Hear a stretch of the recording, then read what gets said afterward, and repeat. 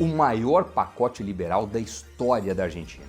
Javier Milei, o novo presidente, um liberal libertário, ainda está no começo do seu mandato, mas até agora já anunciou um pacotaço gigantesco com mais de 300 medidas que reduzem drasticamente o papel do Estado, a quantidade de regulações e que mudam da água para o vinho a dinâmica da economia argentina. As principais medidas, até agora, são o assunto desse episódio do Cafeína.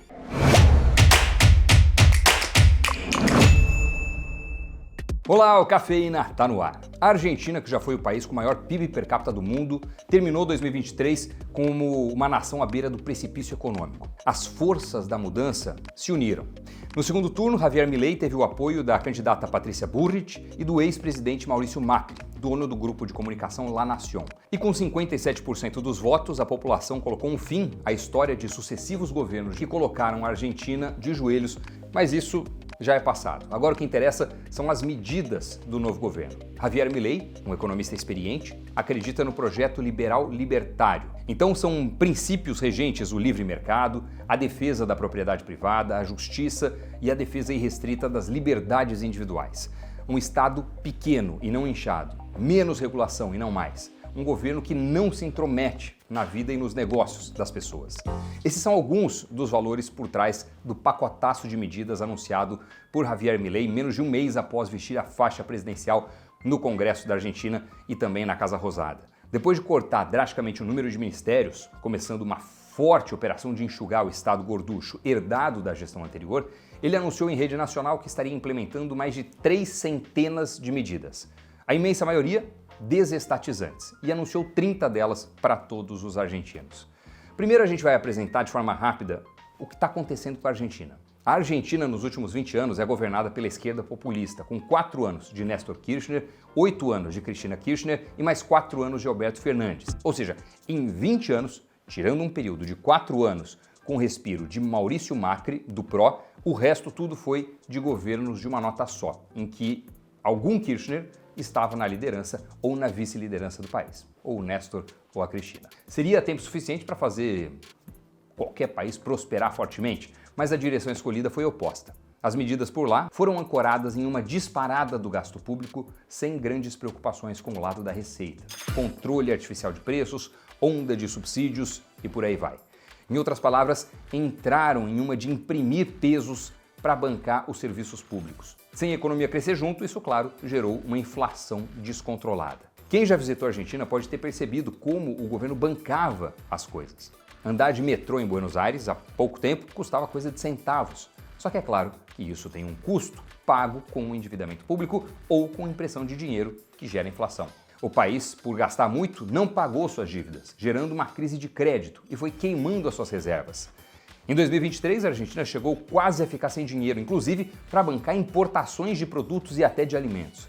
Logo no discurso de posse, o Javier Milei fala que a situação é crítica e solta uma sequência de frases que com certeza ficarão para a história.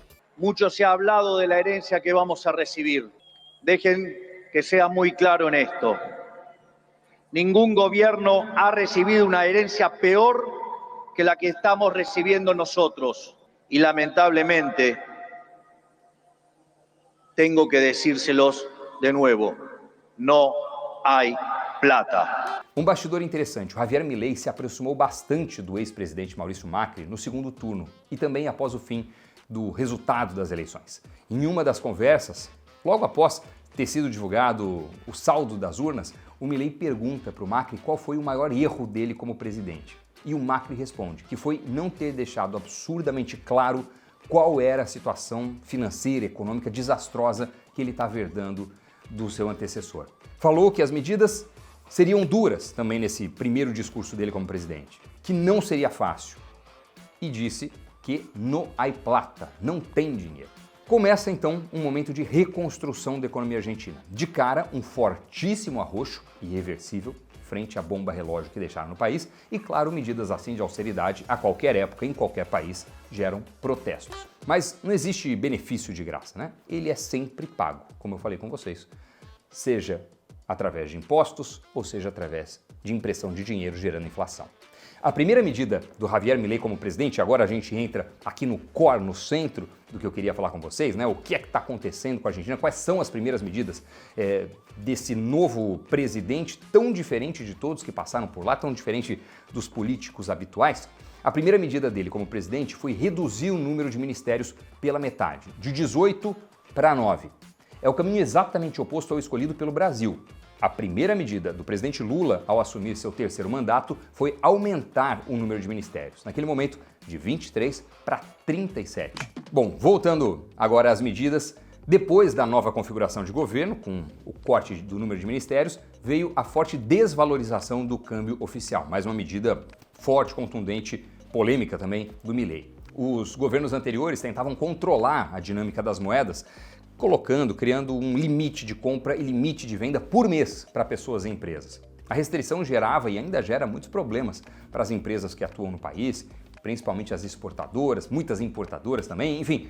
Simplificando um pouco, quem exportava, por exemplo, às vezes ganhava em dólares e não podia converter as moedas no, digamos, preço justo, tendo que seguir o câmbio oficial, que era muito diferente do câmbio que era negociado no dia a dia. Já quem importava, não raro tinha dificuldade em achar dólares suficientes para pagar mercadorias. Por quê? Porque ninguém queria vender dólares pelo preço estabelecido, pelo preço imposto pelo governo, né? E o governo, por sua vez, falhava em garantir reservas suficientes. Então é um rolo gigantesco, né? Não à toa a Argentina tem vários tipos de câmbio, não só os dois principais, que são o câmbio oficial e o paralelo. Sempre houve esse câmbio paralelo, com o dólar sendo vendido por fora e mais caro, seguindo aí sim as leis de mercado. É o chamado dólar blue. Se você já foi para Buenos Aires, muito provavelmente foi parada por pessoas comprando e vendendo dólares na rua. Um negócio muito comum por lá, muito diferente do Brasil. O que o governo do Milei fez foi aproximar o câmbio oficial do câmbio paralelo, que é regido pela lei da oferta e da demanda. Então os dois passam a ter uma cotação mais próxima, pelo menos nesse primeiro momento. A partir daí ele anunciou mais uma série de medidas, como o congelamento das propagandas do governo nos veículos de imprensa e o congelamento de inúmeras obras públicas também que estavam em andamento. Mas eu quero chamar a atenção para as medidas que ele soltou na segunda metade de dezembro. Em rede nacional, com todo o time ministerial ao lado dele, fez uma forte transmissão de cerca de 15 minutos. Foram mais de 300 medidas de desregulação, de redução da burocracia, de simplificação das regras, de revogação de leis. Seria impraticável ler as 300, então ele citou nominalmente as 30 principais e aqui a gente fez um filtro adicional e agora vou falar para vocês as que eu considero mais emblemáticas desse pacotaço. Revogação das leis do aluguel, de fornecimento, das gôndolas, da Lei Nacional de Compras, revogação do Observatório de Preços do Ministério da Economia, sim, existe isso, revogação da Lei de Promoção Industrial, de Promoção Comercial, revogação da regulamentação que impede a privatização de empresas públicas, revogação do regime de empresas estatais e continua.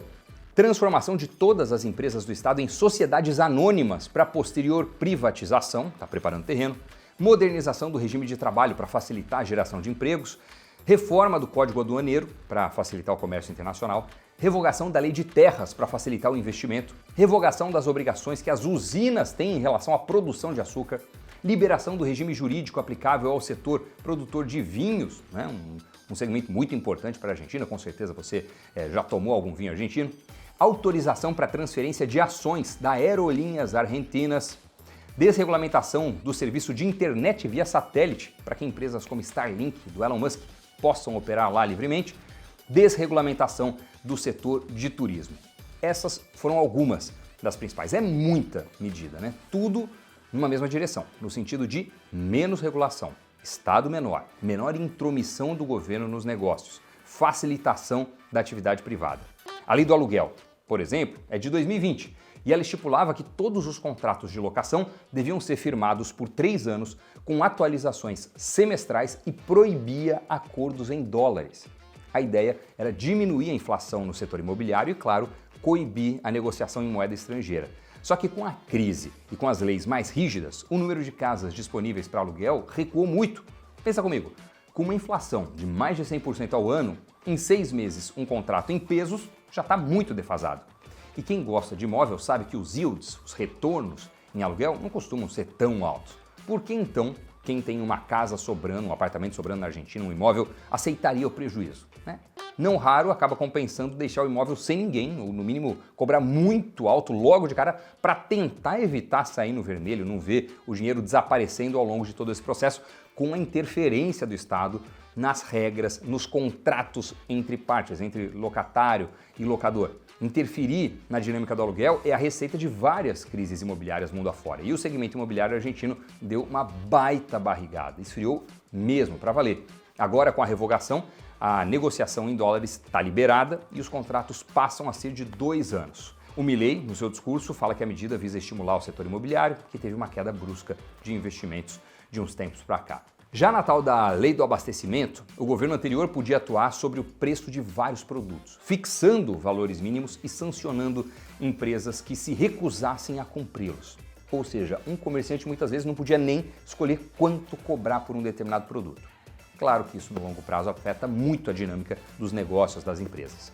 A extinção do Observatório de Preços do Ministério da Economia foi outra medida, né? Como já não há mais controle de preços, não tem por que manter a instituição responsável por chegar a esses preços. Na lei das gôndolas, também revogada, o Estado obrigava comerciantes a expor nas prateleiras produtos fabricados por pequenas empresas locais e a cobrar menores preços por eles. Isso, claro, acabava tirando espaço de outros produtos, por exemplo, os vindos de fora, normalmente mais eficientes, mais procurados, né? À primeira vista a gente olha e fala, pô, faz todo sentido estimular o produtor local, estimular o pequeno produtor, estimular a indústria argentina, mas o estímulo tem que vir de outras formas, né? Melhorando o ambiente de negócios para que o produto ou serviço ofertado por esses fornecedores locais sejam competitivos, sejam eficientes e possam bater de frente com vários outros. E não colocando uma barreira, um imposto muito alto, ou obrigando o comerciante a vender por um preço menor, o que é local. Esse excesso de interferência que vem há muitos anos sendo praxe na Argentina é algo que o Milei está mudando para valer. As leis de promoção industrial e comercial iam na mesma linha, tentando obrigar empresas e também o Estado a priorizar produtos argentinos. Só que, claro, isso também tinha um custo. Recentemente a gente soltou um vídeo explicando como o governo da Irlanda conseguiu aumentar a arrecadação derrubando os impostos, o que à primeira vista parece um paradoxo, né? Principalmente perto de tantas notícias que a gente tem no Brasil. Vale a pena assistir se você não viu esse Cafeína. Olha, além disso, já houve uma série de cortes de gastos, com o governo reduzindo vários subsídios. O transporte público está mais caro na Argentina, assim como alimentos e produtos básicos. O que é preciso entender é que tudo isso antes já era pago pelo povo. O mercado recebeu bem as medidas do Milei, né? O que se refletiu em índices como o Merval, principal índice da Bolsa Argentina. O Javier Milei, apesar dos anúncios, ainda tem muito trabalho pela frente. Anunciar, digamos assim, é quase a parte mais fácil, né? Venceu a eleição, muito improvável, conseguiu, missão 1 cumprida, fez o anúncio desse pacotaço, missão 2 cumprida, agora o desafio está só começando, tem que botar tudo em prática e vai ser difícil para valer. Muito obrigado por assistir esse programa até o finalzinho, por deixar o seu like, por participar com os seus comentários e por se inscrever no nosso canal Invest News. Valeu mesmo e até o próximo programa. Tchau!